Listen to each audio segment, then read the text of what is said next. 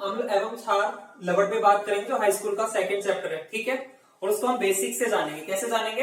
Basic से समझेंगे कि हमको रटना ना पड़े, और बिल्कुल समझदारी के साथ में इसको देखना है आप सभी को, ठीक है। कि बच्चे अधिकतम गलती क्या करते हैं कि रटने में ज्यादा रहता है, तो हमारा रटने से थोड़ा सा आपको एक्सक्लूड होना पड़ेगा। तो हम देखेंगे इसको, ठीक है। अम्ल, तो सबसे पहले में बेसिक चैप्टर है हमारा अम्ल। तो अम्ल के बारे में डिस्कशन करें कि बेसिक अम्ल होता क्या, कि अम्ल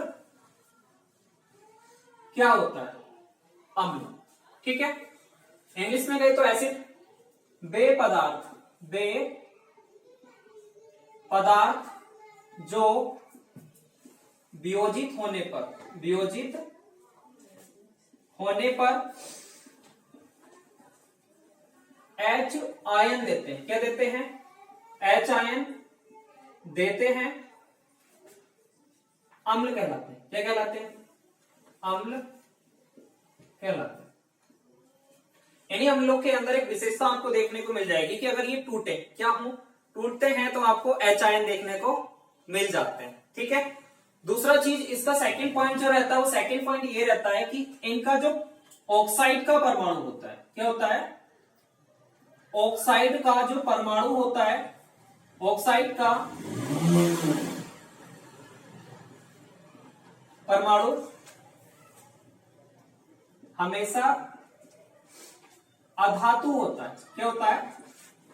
अधातु होता है। मतलब इसका कोई धात्विक परमाणु नहीं होता। कैसा होता है? अधातु होता है, ठीक है। तो वे पदार्थ जो वियोजित होने पर, टूटने पर H आयन देंगे, क्या कहलाएंगे? अम्ल कहलाएंगे। और इनका ऑक्साइड का परमाणु जो होगा वो अधात्विक होगा। जैसे हम देखें तो HCl क्या है? HCl हाइड्रोक्लोरिक अम्ल है। जब ये वियोजित होता है, टूटता है, तो H धनायन बनाता है प्लस Cl माइनस बनाता है, ठीक है। तो यहां पर आप देख रहे होगे कि क्लोरीन क्या है? एक अधातु है, एक गैस है, ठीक है। तो इसका जो धात्विक परमाणु रहेगा वो हमेशा क्या रहेगा? अधातु रहेगा। क्या रहेगा? अधातु रहेगा, ठीक है।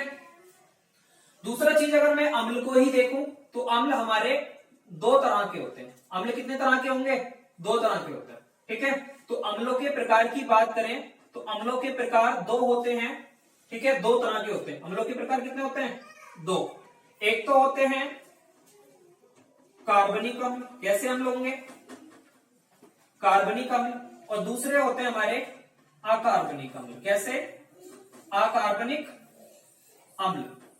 तो हमारे अम्ल दो तरह के होते हैं, एक कार्बनिक और एक अकार्बनिक, ठीक है।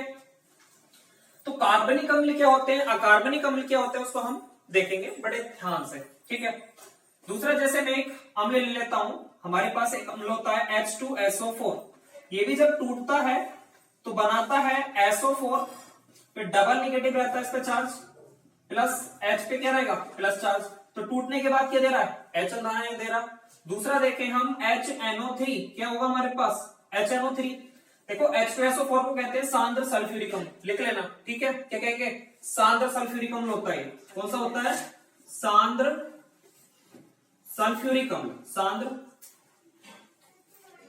सल्फ्यूरिक अम्ल, सांद्र सल्फ्यूरिक अम्ल, ठीक है। और इस अम्ल को हम कहते हैं हाइड्रोक्लोरिक अम्ल। कौन सा होता है ये?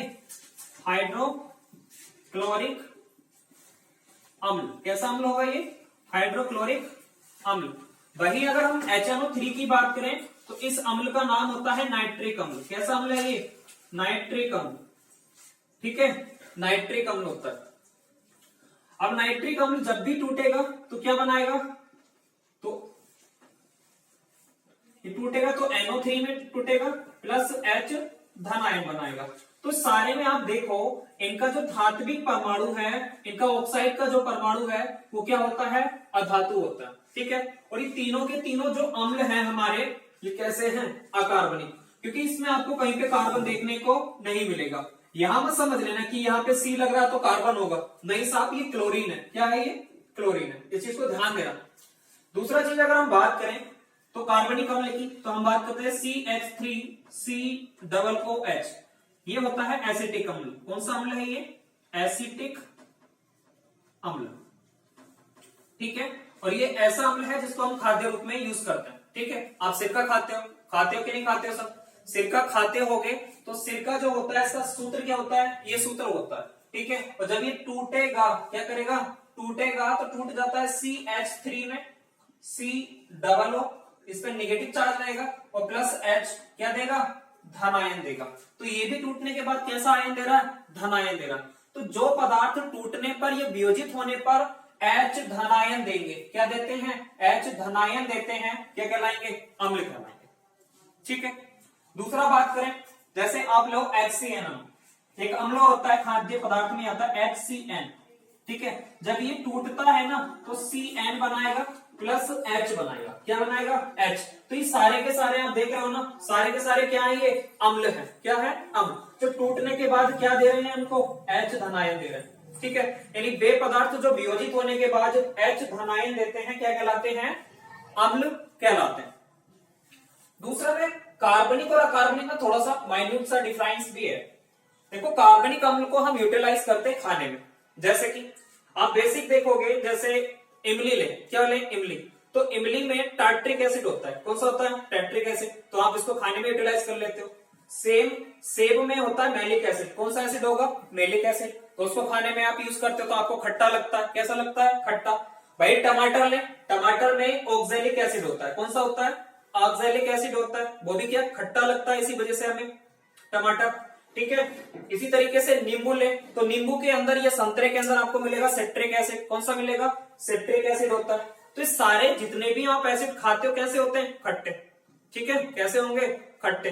लेकिन कुछ ऐसे होते हैं जो बहुत ही खतरनाक होते हैं आपके लाइफ के लिए। जैसे हम बात करें H2SO4, H2SO4 इसके बारे में हम डिटेल से अभी पढ़ेंगे। तो H2SO4 एक ऐसा अम्ल है जिसका यूटिलाइजेशन किया जाता है, उपयोग किया जाता है बैटरी में। किसमें किया जाता है? बैटरी में। अगर ये बॉडी की त्वचा पे, आदमी की त्वचा पे अगर गिर जाता है तो उसको क्षतिग्रस्त कर देता है। क्या कर देगा? क्षतिग्रस्त। और पूरी तरीके से विनष्ट कर सकता है किसी भी ह्यूमन को, अगर थोड़ा सा उसके ऊपर डाल दिया जाता है। दूसरा HNO3, ये भी काफी प्रबल अम्ल होता है। ठीक है, और ये सारे के सारे जितने भी आपको दिख रहे हैं अकार्बनिक अम्ल, ये सारे के सारे बहुत ही ज्यादा प्रबल होते हैं। इनको हम खाने में यूज नहीं कर सकते, इसी वजह से इनको अकार्बनिक की श्रेणी में रखा गया है। किसकी श्रेणी में रखा गया है? अकार्बनिक की, जिनको हम ज्यादा यूज नहीं कर सकते। वही कार्बन की बात करें तो कार्बनिक ऐसे अम्ल होते हैं जिनको हम खा सकते हैं, इसी वजह से इन अम्लों को कहा जाता है दुर्बल अम्ल। कौन से अम्ल होते हैं ये? दुर्बल। और जबकि ये कैसे होते हैं? तो इन अम्लों को कहा जाता है प्रबल अम्ल। तो अम्ल दो तरह के और बन जाएंगे, यानी एक प्रबल और एक दुर्बल। तो इस बेसिस पे आप आराम से समझ सकते हो कि कार्बनिक अम्ल जो होते हैं कैसे होते हैं? तो दुर्बल अम्ल होते हैं। अकार्बनिक कैसे हो जाएंगे? तो प्रबल अम्ल हो जाएंगे। इनको खाने में यूज कर सकते हो तो कार्बनिक को कर सकते हैं, किसको यूज नहीं कर सकते? तो अकार्बनिक को यूज नहीं कर सकते। ठीक है, तो ये आपका इतना अम्ल से बन जाएगा। क्या बन जाएगा? अम्ल से आराम से बन जाएगा। अब हम थोड़ा सा इन दो अम्लों के बारे में पढ़ेंगे, इन तीनों के बारे में पढ़ेंगे बेसिक। ठीक है, तो देखो ध्यान से, इतना मिटा दोगे? ओके, ठीक है, तो इतना आपने को देख लेना।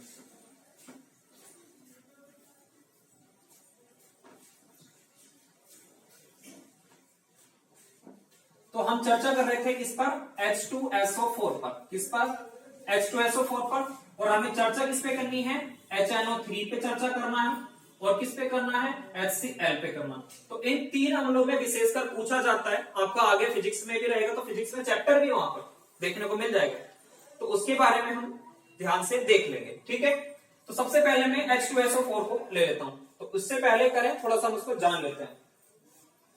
अब देखो, जो भी आप जलाते हो, कार्बनिक पदार्थ को जला रहे हो या कार्बनिक पदार्थ को जो आप जलाते हो, मान लीजिए आप टायर जलाते हो, ये प्लास्टिक जलाते हो, कोयला जलाते हो, तो अगर आप इसको जलाओगे तो यहाँ पे आपको एक चीज देखने को मिल जाएगा कि यहाँ पर उसको जलाने के बाद उसमें कौन सी गैस निकलेगी? सल्फर गैस निकलती है। कौन सी गैस निकलेगी? Sulphur.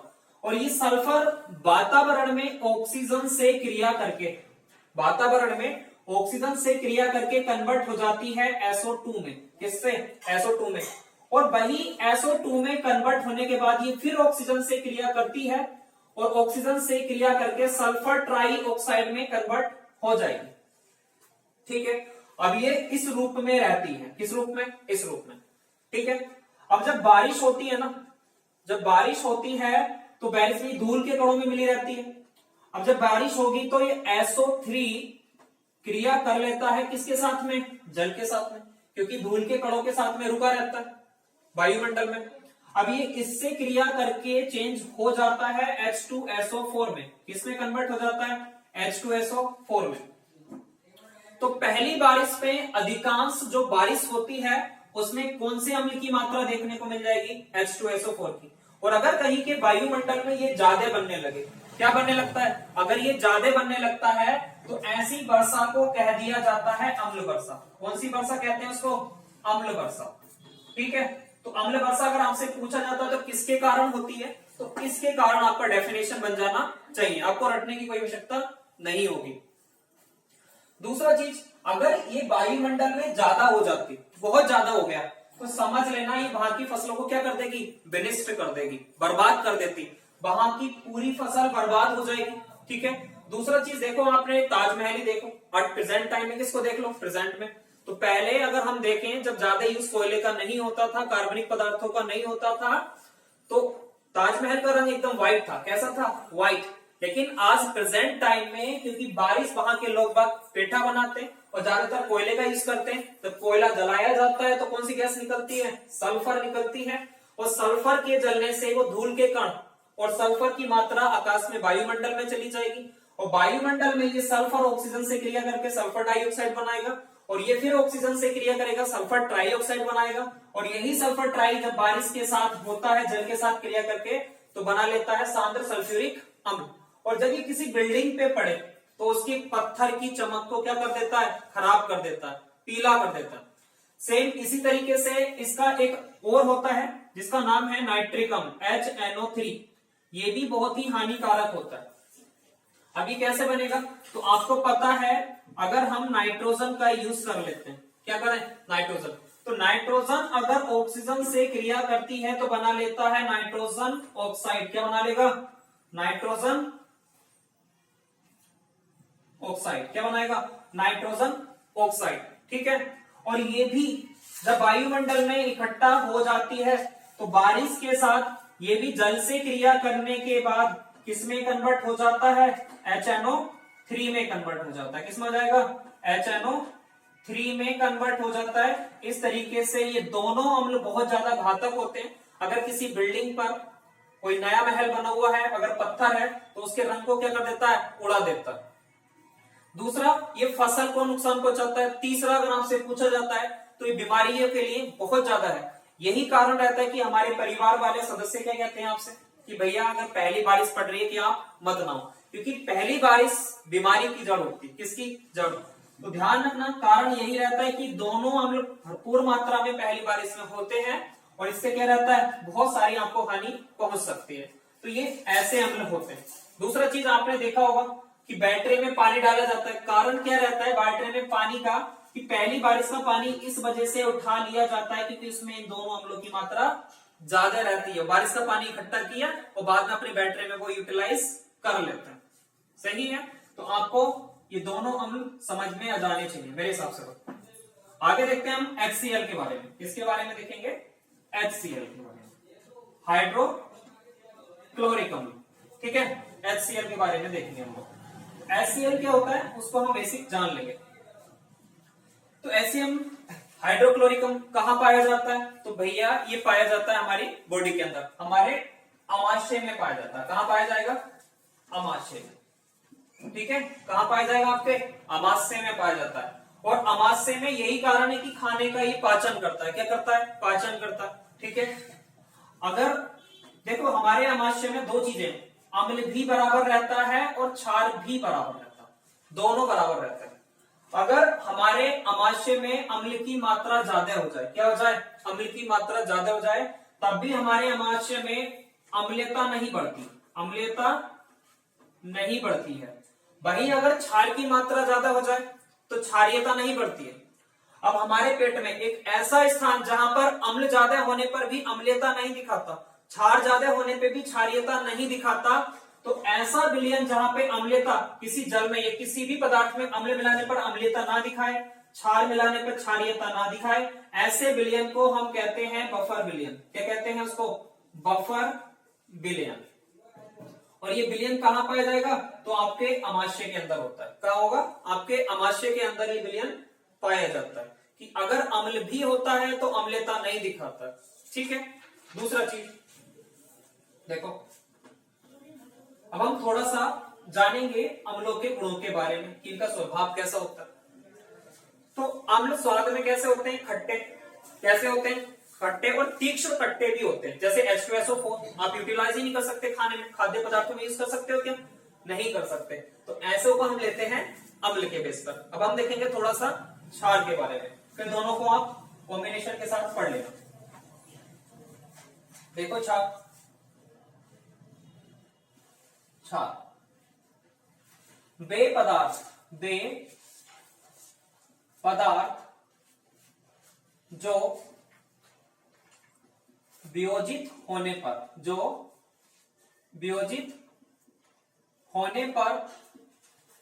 OH negative hydroxyl ion देते हैं। कौन सा आयन देंगे भैया? हाइड्रोक्सिल आयन देते हैं। हाइड्रोक्सिल ऋण आयन देते हैं, ध्यान रखना, ऋण आयन देते हैं। क्षार कहलाते हैं। क्या कहलाएंगे? क्षार कहलाते हैं। यानी वे पदार्थ जो टूटने पर OH निगेटिव हाइड्रोक्सिल आयन देते हैं, क्षार कहलाते हैं। क्या कहलाएंगे? क्षार कहलाएंगे। दूसरा, इनका धात्विक परमाणु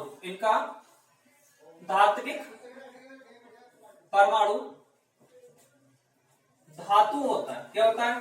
धातु होता है। वहां पे हमने अम्ल में देखा था कि उसका धात्विक परमाणु अधातु होता था, लेकिन क्षारों का जो धात्विक परमाणु होता है वो हमेशा धातु ही मिलेगा, अधातु नहीं होता।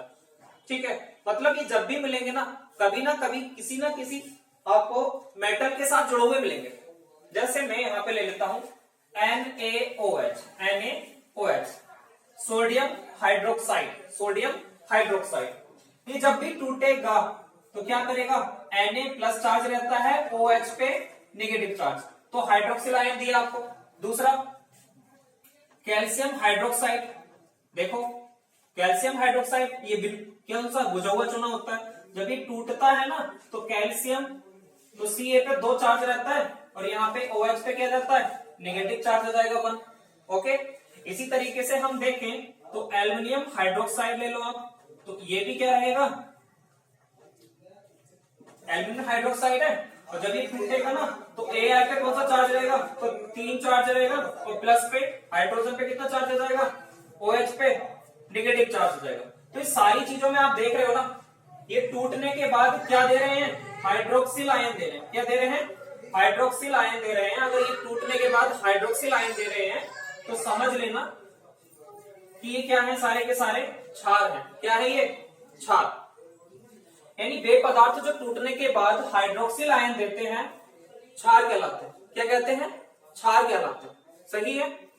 दूसरा, इनका हमेशा धात्विक परमाणु क्या रहेगा? धातु। क्या रहता है? धातु। देखो यहाँ पे सोडियम क्या है? धातु। कैल्शियम क्या है? धातु। एल्यूमिनियम क्या है? धातु। ऐसी और भी ले लो आप क्षार, KOH।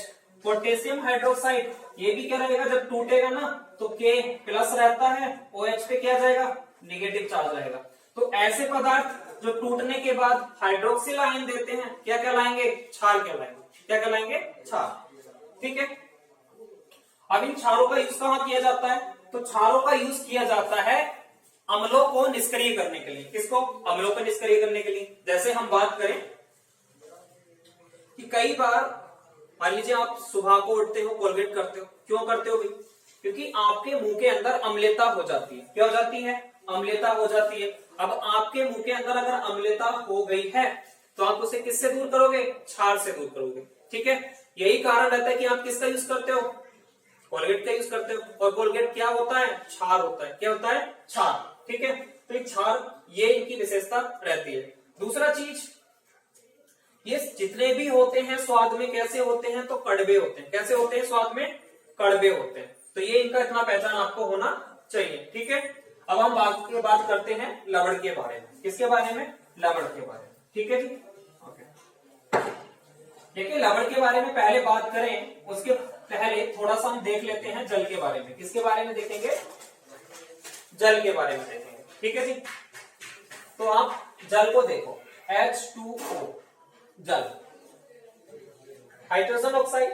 ठीक है, जब ये टूटा हुआ रहता है तो ऑक्सीजन जो जिस फॉर्म में रहता है ना, ऑक्सीजन का ये फॉर्म होता है, ये क्या होता है? बेसिक फॉर्म, ये फॉर्म होता है।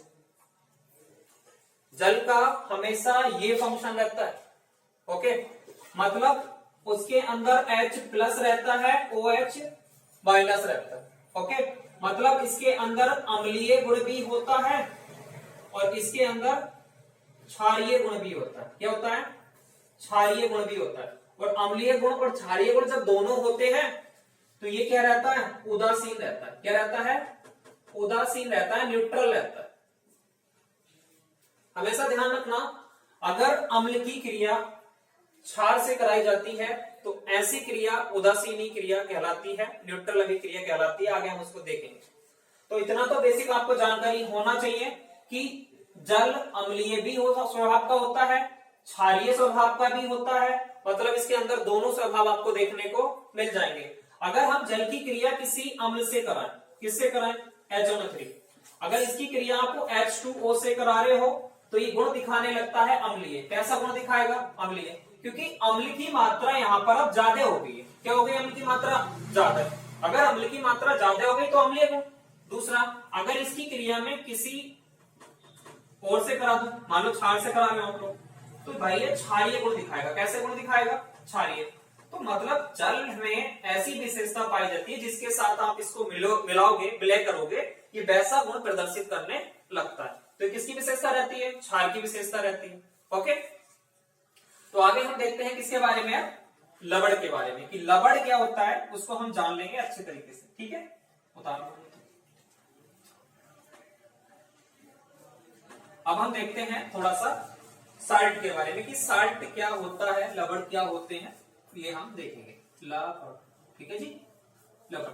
और दूसरा, बेस को कभी कभी भस्म के नाम से भी जाना जाता है। इसको याद रखना आप लोग, बेस को भस्म के नाम से भी जाना जाता है, क्षारों को। तो कंफ्यूज मत होना, अगर आपसे कहे कि भैया भस्म क्या होता है तो भैया क्षार होते हैं, बता देना उसको आराम से। ठीक है, लवण।